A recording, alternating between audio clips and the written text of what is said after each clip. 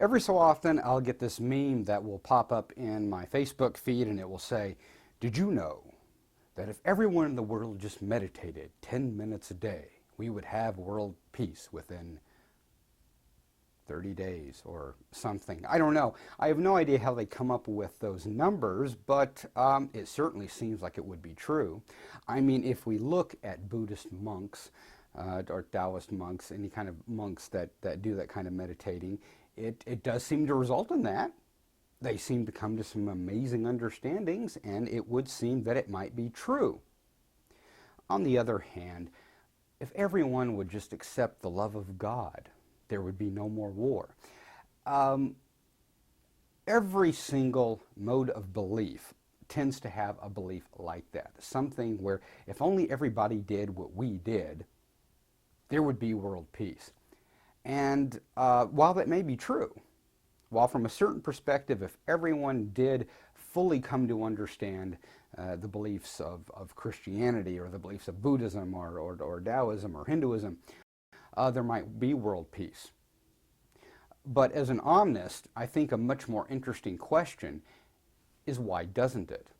Why is it that we have had all of these teachers and gurus and prophets and mystics since the beginning of time making all these profound statements, which oddly enough wind up being the same statement? Would you guys just stop killing each other? It's something that is so obvious that now a lot of us actually think of it as being trite. Why doesn't it happen? Well, from my point of view, instead of merely, I do look to idealism. I do look to if only. Because if we're not looking at if only, we won't get as high as we could possibly get. Obviously, you know, looking to the stars makes you fly higher. But at the same time, I also have to practically look at it and say, okay, why doesn't that happen? Why don't we all just realize that we should all just get along? Why is that so difficult? And if you look at the way monks live, and this is interesting because if you study Thomas Merton was a Trappist monk, a Catholic Trappist monk, who came to some amazing understandings by comparing, instead of just talking about the disparity between he and other religions, he actually brought a lot of monks together from different other schools, like Buddhists, Buddhist monks, and said, okay, how are we similar? What's similar about us? And of course, in order to have this beautiful way of living, they did have a tendency to have a very similar lifestyle. They cut off the world in many ways. They are all celibate, no wife, no distractions. They lived a very simple, austere life, and they all meditated, and they all did all of these things. But at the same time, one has to say, yes, but is that something we could all do? Is that a practical way of actually having peace? Just because it works for those people, would it work for us? Not to mention, we have to wonder, doesn't a certain personality wind up in those austere environments? I have come to the conclusion personally that this is just part of the way life works. To a certain extent, or a certain degree of disparity is necessary. It is what gives the world so much color.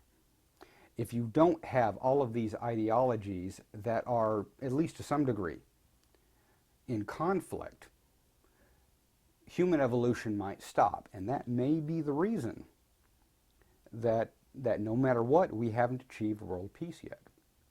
Or at least a modicum of world peace. Because there is something inside us that limits us, that limits our minds, that limits the way we look at things, that no matter what, we have a tendency to see the differences between us and other people instead of what's the same. And so while Omnism certainly is striving for everyone to understand, it also recognizes, or at least from my perspective, it recognizes why that might not be possible, or might not be possible yet. I certainly like to think that the world will eventually get to a point where Perhaps it doesn't lose conflict, but it does lose violent conflict. And I do think the world has moved onward in that direction. We have moved to a point in the 20th century, I think probably due to our two world wars, and hopefully that is going to carry over as we move further into the 21st century. It did teach us something. We did learn that when everybody gets into a war with each other, it's a bad thing. It should have been obvious. But sometimes we need some pretty extreme examples. I'm just hoping we don't need another example. But for the moment, I think that may be the answer, or that may be an answer. It's really just a myth. It's just a story. It's a story that an Omnist can use to understand why we haven't figured out what is so incredibly blatantly obvious.